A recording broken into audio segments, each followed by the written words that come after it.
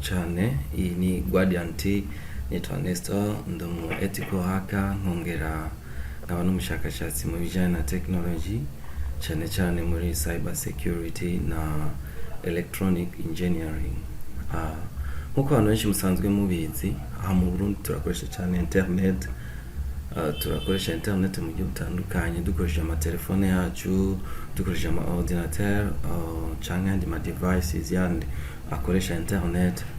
Ariko n'abantu bake usanga bitaho internet, même si tuyikoresha twita hati internet, mbega kuki tuyibitsa amabanga, kuko bijya byose turungika, bijya byose twandika, bijya byose tubona, twakira, ntibiba biri sous l'abri, ntibiba binyegeje, no. Bijya bintu turungika, bijya bintu turaba, bijya bintu ama website tuvisita bishobora kubonwa n'umuntu abishatse. Ndavuga ni abishatse, harimo gushaka. Rero abantu benshi ntibigera bitaho ico kintu. Murabona turiko turatera imbere, igihugu cyacu kiriko kiratera imbere, muga nubwo biruko abantu benshi ntibigera babona ati mu minsi iri imbere peut-être aya madone yacu dushira kuri internet cyangwa ducisha kuri internet azoba ari expose. Mu bihugu biteye imbere abantu benshi baratinya no gukoresha internet. Hari abantu batinya gukoresha internet, bavuga ati cyangwa bakanaraba n'ibintu bashira kuri internet. Muga nkayi wacu mu Burundi dushobora gusanga ibintu byose dushira kuri internet, tugirane nitwiteho ngo birabonwa canke nitwitaze ni ibintu biri sensible, ni private life yacu, ariko ugasanga twabishize ko tutitaye ikintu na kimwe. Nashaka ndabereke uburyo dushobora ku browsing, turiko tura browsing, turiko turakoresha internet mu kurondera ibintu cyangwa mu kurungika ibintu mu girane, ngo ndabereke uburyo twoshobora kubikora tukaba anonyme. Kuko iyo turiko turabikora, iyo turiko turakoresha internet, ibintu turungika cyangwa turiko turaronka, turashobora kuba tracer, bashobora kudutracer, keza abaraha mu Burundi canke abari hanze y'igihugu bashobora kudutracer, bakabona tuyo muntu on internet ariko arakora ibi nibi, canke bakaraba historique yawe mu masaha 3, masaha 4 mu ndwi iheze kuri internet, waravye ibi, wagiye aha. Ivyo rero nibyo ngomba kubereka ku buryo udashobora kuba tracer. Singomba kubereka ukuntu bashobora guhackinga telefone yawe, imashini yawe, canke any device. Ivyo nzobibereka hanyuma. Canke ukuntu bashobora guhackinga any of the social media uri kurakoresha, kesa soit Facebook yawe, WhatsApp yawe, Instagram yawe, canke yindi social media yose uri kurakoresha, ukuntu ishobora kuba easily hacked. Rero ivyo ndabibereka hanyuma, ariko ubu ngo dutangurire ukuntu dushobora kuja gufuyeta, ukuntu dushobora kugira browsing kuri internet tukarondera amakuru. Ngoma ndabereka nk'akarorero. Murabona dufate nk'akarorero agiye kuri internet, iyi ni browser ndiko ndakoresha. Ndagiye nk'akarorero, ndanditse nk'akarorero nk'ikintu kanaka, ndagize ati ngomba ndondere Burundi. Okay, ngiye kuri internet nkabona Burundi, barampa information Burundi. Murabona ngaho Burundi, information bazimpaye ngaho. Mugabo izi information bampaye nk'akarori, iyi website na visite, nagiye kuri Google, ndarondera gusa, ndarondera icyari cy'u Burundi. Mugabo ndiko ndarondera ngaha ibi bintu ngaha aha mu Burundi, ndashobora kuba tracer. Barashobora kuvuga ati okay, nk'umuntu ari hanze y'igihugu cyangwa uranye no mu Burundi, ati inifwa injiye mu mashini yanje, reka ndabe browser yiwe, canke les fournisseurs d'accès internet, abo bita de ISP, internet service provider, barashobora kuraba ivyo uri kurakora kuri internet yawe. Aha mu Burundi turafise aba internet service providers nka Lumitel, Econet, za Smart, ndetse za BBS na za CBnet n'abandi musanzwe muzi. Alors ashobora umwe cyangwa umutekinisiye cyangwa uwari wese akora muri izo internet service provider kuraba historique ya browser yawe, ivyo wavisite, ama website washoboye kujako. Ayaraba gute rero? Nkuko abantu dufise ama identité, niko ni machine dufise ama identité ID. Ku machine bayita IP, internet protocol. Hariho rero internet protocols uburyo bubiri, hariho local IP na public IP. Public IP ni kuvuga ni out of LAN, out of local area network. Iyo rero umuntu ari muri dufata nkaro nk'ubu ndiko ndakoresha router kanaka, iyi router ndiko ndakoresha iyo ndi connected kuri iyo n'undi muntu akaba connected kuri iyo, usanga dufise IP imwe. Ndashobora kubereka nk'akarorero ukuntu ushobora kuraba IP iwawe. Dufite nk'ubu jewe ndiko ndakoresha kuri machine yanje, ndafise IP yiwanje nsanze ndiko ndakoresha ngaha. Kanda ibereke config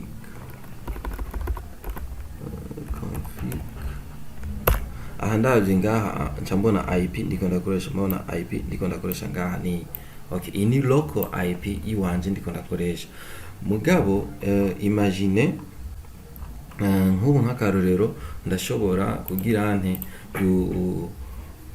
gukoresha public abambe imashini yanje nubwo iri connected ku local area network, nukuvuga kuri router yanje irafise ico bita public IP. Iyo public IP rero ni fournisa information zaho ndi meme na location yanje ikayerekana. Dufite rero shaka gukoresha ama website bita nka what is my IP nkinga bana nkaro nka jewe ndiko ndakoresha my public IP wanje nginga. My location baranyereka ko ndi Bujumbura, murabona. Hama ISP ni Vietel, ndiko ndakoresha carte SIM ya Limitel. Murabona yuko réellement barabona ati umuntu nk'akaro nk'umuntu kanaka ashobora kubona ati nk'umuntu dufite nk'umuntu w'umusupplier afundisa internet kesa so nk'ubu ndiko nkoresha Limitel, nshobora kuba ndiko ndakoresha nk'ya CBnet, ndiko ndakoresha fibre optique na kuyahana. Uyo nokoresha yose yabiyaleo yabiyande barashobora kumbona, bashobora kubona historique yanje, bashobora kubona ibyo ndiko ndakora. Tugiye muri DNS link testing ashobora kuraba, urabona baranyereka ISP bakanyereka kandi ko ndino mu Burundi. Murabibona ibyo se ni ibintu bibona. Rero ibyo singombye kubereka nugira ngo mumenye the type of internet nukuvuga iyo tuko turakoresha internet tumenya ati tuko turasurfinga, tuko dukoresha, tuko tura browsinga dukoresha internet bambe website iyi. Nagerageje kurezima mu buryo bushika nka butatu. Hariho uburyo bushika butatu bw'ama website dushobora kuvisita. Hariho iyo bita clear web na deep web na dark web. Izi web rero nzongiye kubasigurira ukuntu tuzikoresha. Nk'akarorero kuri clear web nshobora kuja ngo ndabakaroro ka clear web ni nk'akarorero ndi ngaha ini nduguriye moteur de recherche yanje. My browser now is Mozilla Firefox. Hama ndanditsemo nk'akarorero nk'ikintu kanaka ngomba ndondere nka information kanaka, ndanditsemo nka matrix. Baca banyereka cyari cyo nk'akarorero nk'iki matrix, ndakriseho ngaha baranyereza.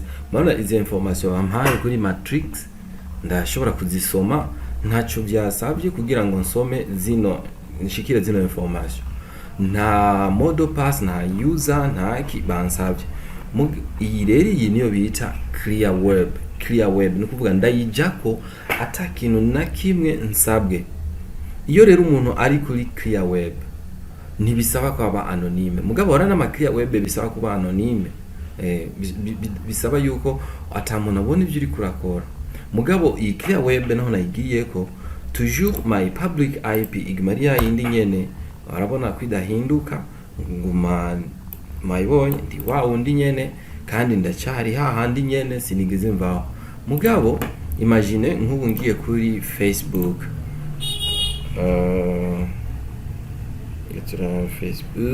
mana ngiye kuri Facebook baransaba ico bita model pass identifier, baransaba model pass, user and the password.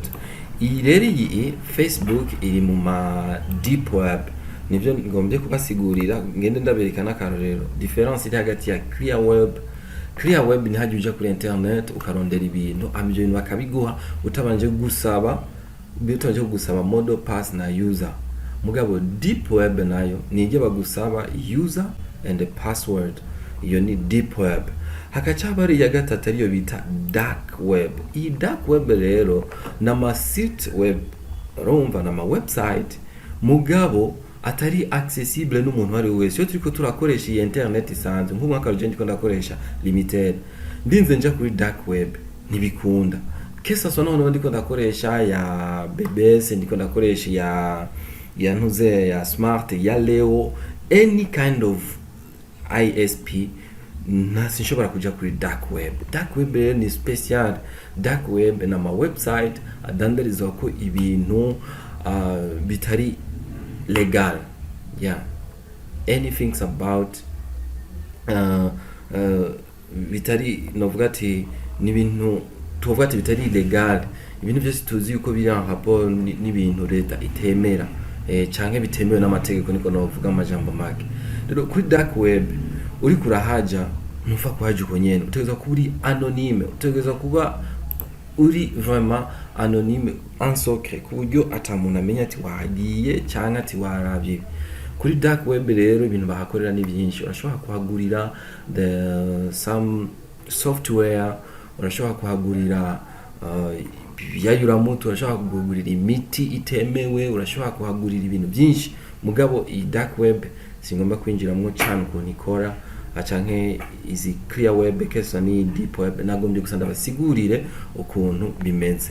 Hama rero ati izi website zose ko ndiko nababwiye izi kind of internet, izi nababwiye clear web ni dark web ni deep web hamwe ni dark web, ukuntu ushobora kuzijako ukaba anonyme, ukaba intraçable, niko novuga.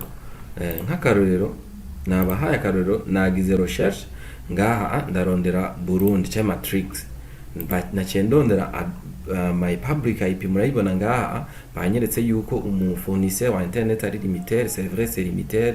Barambwira naho ndi ko ndi ngaha Bujumbura, aho gomba urashobora kudetermina longitude na latitude, byose bakabibona, bakagutracking avuga uyu muntu ari Bujumbura na hari turahabona, maze nimba uri kurakora ibintu bitari byiza bakagufata. Mwabibonye nk'akarorero, ngerageje kuraba information zose ziwanje, ndi muri Bujumbura Meri niho ndi mu Burundi.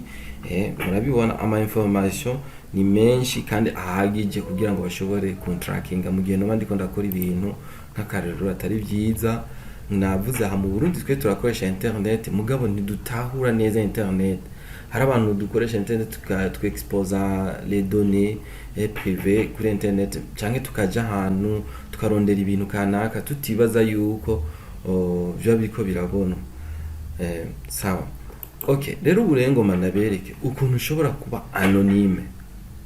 Ivyo byose navuze ushobora kuba ushaka kuja kuri website yawe ugashaka ntagire umuntu abibona, birakunda. Ushobora ntibikunda 100%, muganda bereka ukuntu bishobora gukunda kuri 90%. Okay, hari uburyo rero butandukanye abantu benshi bakoresha, ngomba ndabereke. Urashobora gukoresha ntuze ya Tor browser. Tor browser ni browser nk'izindi hakujya kwa Firefox na Chrome, mugabo yoyo ila permeta no gushika ku dark web. Nk'akarorero ni website ya dark web, ni nk'akarorero nafashe ngomba ndayibereke. Murabi dark web ndayishize ngaha muri browser isanzwe, ntibikunda ko ndayijako, boom, ntibikunda. Mugabe dark web no kwinjira muri Tor browser bicha bikunda, parce que Tor browser ni browser ikoresha systeme yukugira yukunyegeza identite y'abantu. Murabona ngaha ngerageje ngukirika ngaha, ni murabe banyereka yuko ndi muri Norway, Finland. Murabona IP wanje ndi muri Finland, mugandi ngaha mu Burundi. Murabona ndashobora kuronka indi ID, nishobora guhindura indi ID, chankirika ngaha new ID. Ndinze mpindura ID, muze kurabunaho nza gusanga ndahandi hantu, sinza gusanga ndi hahandi. Reka tongere turondere nk'ikintu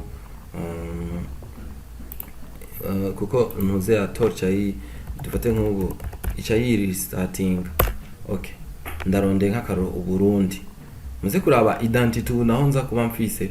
Ubwa mbere nari muri Finland, bakobeka ko ndi muri Finland, muga ubu naho muze kuraba indi identity nza kuba mfiziza kubitandukanye nijya mugabo nubwo biruko Tor ni côté browser aha vraiment uburi sécuriser novuga kuri 90% uburi sécuriser vraiment ntibapfa ku tracking ko nyene murabe nk'akarorero ubundi he ndacari handi nyene mugabo address IP ubundi muri Germany murabona muri Germany yahindutse.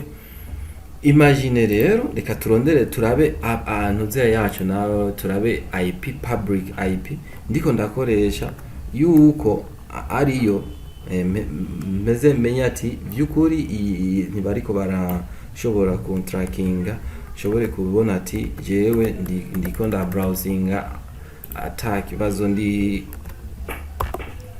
en cachette. Reka turavye my public IP naho kugira ngo tubone public IP yariyo ndiko ndakoresha exactement kwari ijya nyene.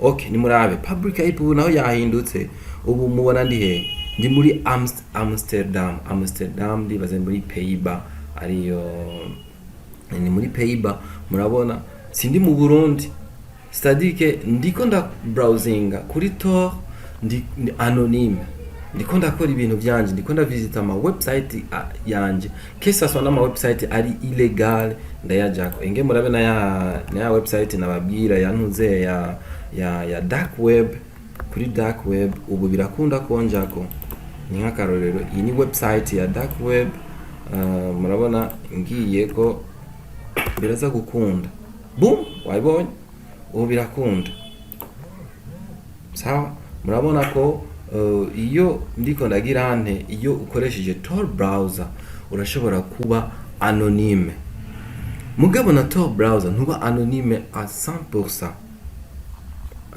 Urashobora kuba anonyme mugabo c'est pas anonyme à 100%.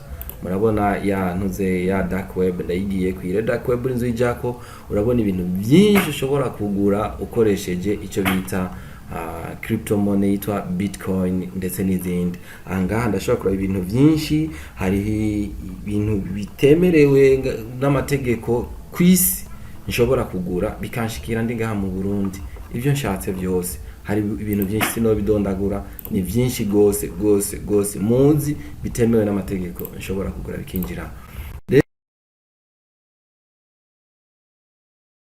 Gukora ikintu kuri internet yuko ibintu byose bitari novuga nti bitari expose ku bantu bose kandi uri kurakoresha iyi Tor nka karori Tor browser irashobora kwereka information nyinshi utobona kuri clear web barakwereka ibintu bisanzwe mugabo kuri Tor browser barakwereka ibindi bintu byinshi information uronde ikintu information nyinshi par rapport ya clear web. Murabona rero yuko umuntu ashobora gukoresha internet ari anonyme nababwiye uburyo bwa mbere intuze ya gukoresha iyi intuze ya Tor browser. Ubugira kabiri gukoresha VPN murayizi ni configuration ushobora gukoresha ama ukaba anonyme. VPN naho hari ama website agira amantuze y'ama VPN uragura mugana VPN ntuburi a 100% à l'abri ntuburi kuko ujya muntu yaguhaye VPN arashobora kubona ivyo uri kurakora mugabo rero nababwiye Tor ni côté y'ukurondera ni côté browsing ni côté recherche urashobora kurondera ibintu kuri internet ukaguma uri anonyme uri intraçable.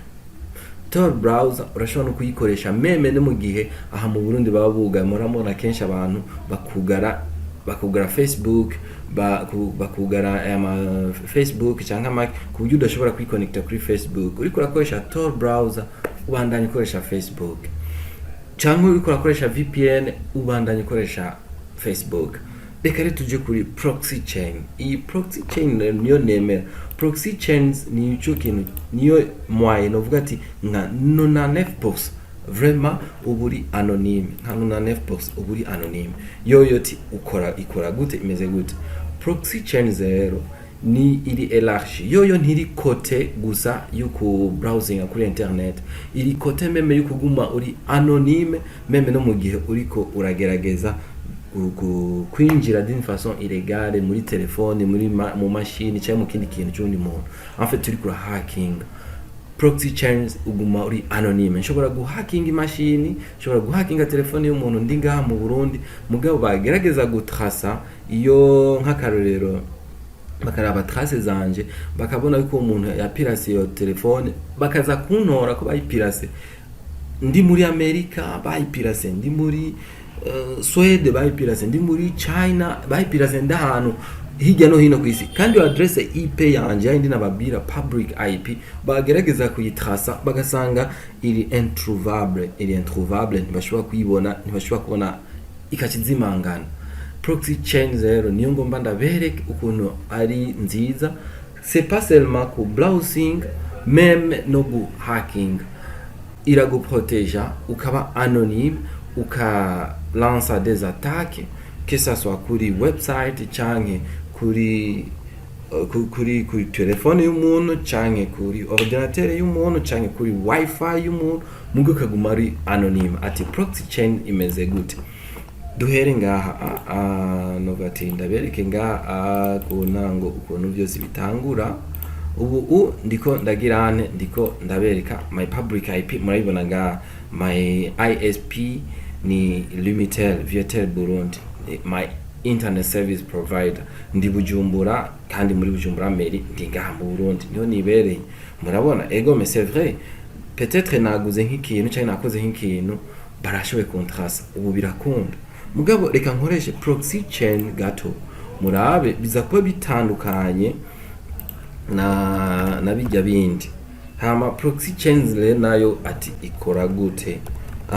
En fait aha ndiko ndakoresha noze yabita Kali Linux. Kali Linux ni operating system idufasha gukora ibintu bya hacking, c'est pas hacking comme tel, ni ibintu bya ntuze bya cybersécurité, kuko Kali Linux ntibirekuriye kuyikoresha d'une façon illégale, kuko kuja gupirata abantu birahanwa n'amategeko. Aho wacu mu Burundi nuko ibintu bya technology abantu benshi usanga babibona ko bitaratera imbere, ariko ndababwiza ukuri biramaze gutera imbere. Ubu ngaha mu Burundi turakoresha paiement en ligne, turakoresha ibintu byinshi dukorera kuri internet. Ivyo byose ni ibintu biri sensible, aba hacker bashobora gukoresha, kusanga barakwivye amahera, barakwivye vie privée yawe, ama message yawe, ibintu byawe ukoresha biragiye à la portée de tout le monde. Abantu barabibona, barabyumva nk'abantu baba star, ivyo bacha babyumva. Sawa, ngoma ndabereke rero ukuntu dukoresha ya ntuze ya iyi nyene iyi proxy chain. Sawa, nivyo ngomba dukore muri aka kanya.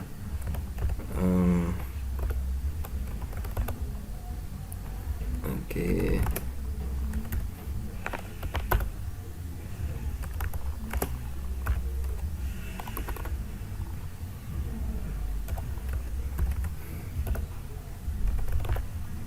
No kuvuga hari ibintu by'ama configuration mbanza kugira, ibintu by'ama configuration rero nibyo bipermeta yuko nshobora kugira icyo ngize. Murabona kuri ntuze ya Kali Linux isanzwe ifise iyo proxy chains zinovanga ngaha, ni isanzwe iri integre muri Kali Linux cyangwa ukayitereshaje ukayiinstall.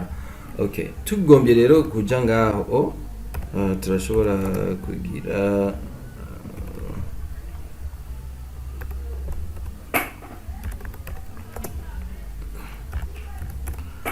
hari ibintu les paramètres tubanza kugira, izo nazo reka mbanza zibereke ku bari intéressé bashaka kubona ukuntu ikora.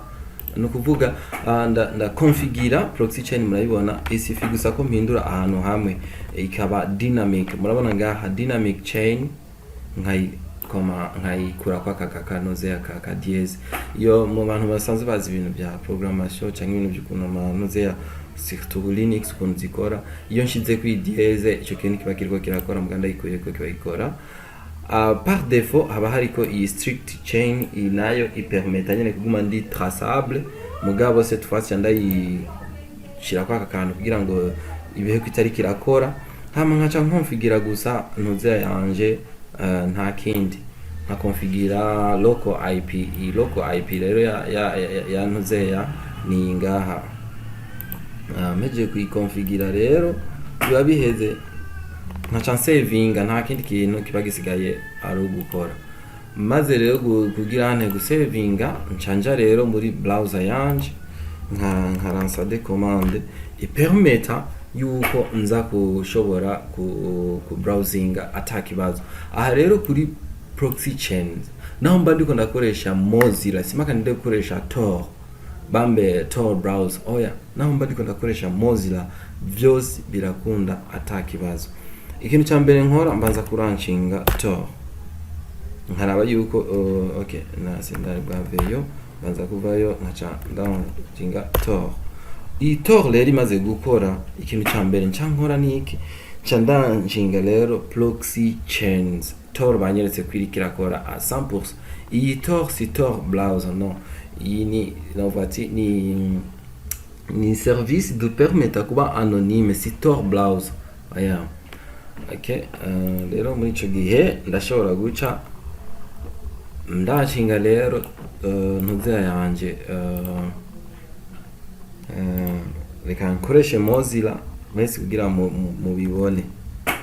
Dufate nk'ubankaruro ngize nk'akaruro ni nk'iki kintu, ngize proxy chain firefox google.com, ndoguruye moteur ntuze yanje cyayiyugurura.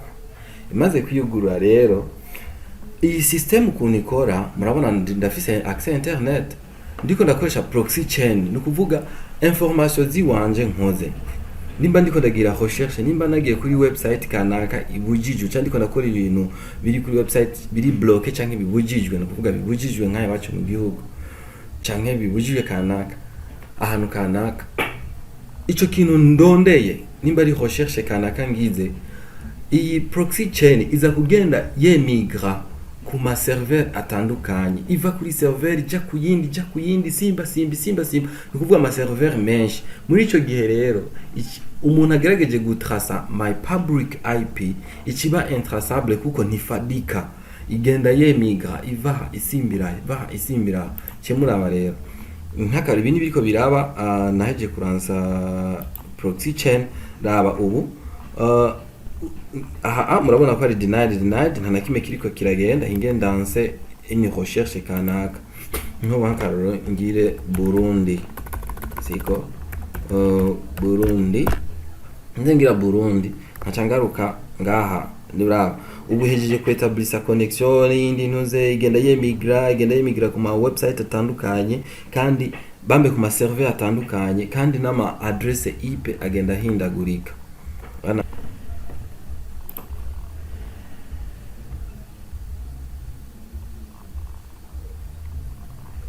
Okay, maana ngerageje kuraba my public IP cette fois-ci DNS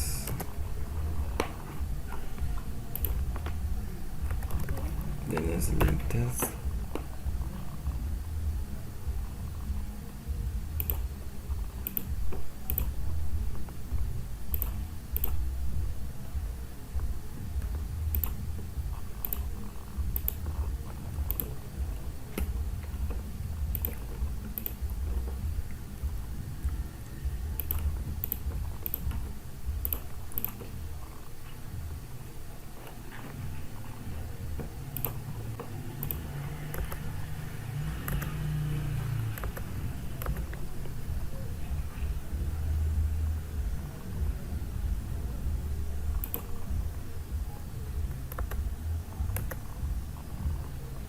Okay.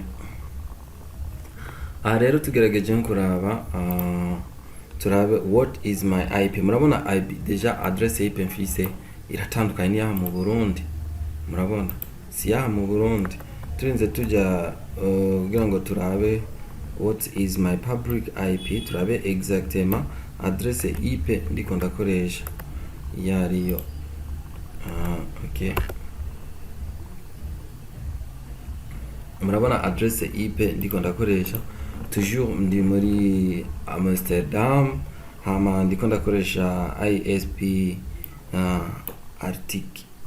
article, urabona nginze ngira information detail, baca banyereka yuko nari ngaha mu Burundi.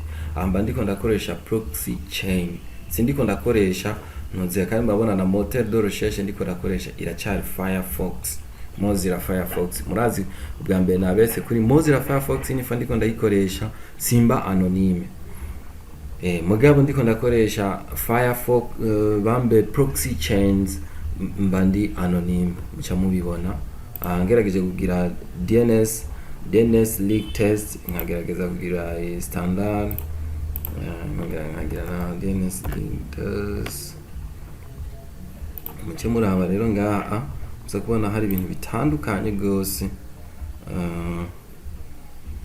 Okay, murabona DNS leak test unaho. Okay, ndaba adresse IP yahindutse kandi toujours yaha mu Burundi. Inge murabe gatoyi.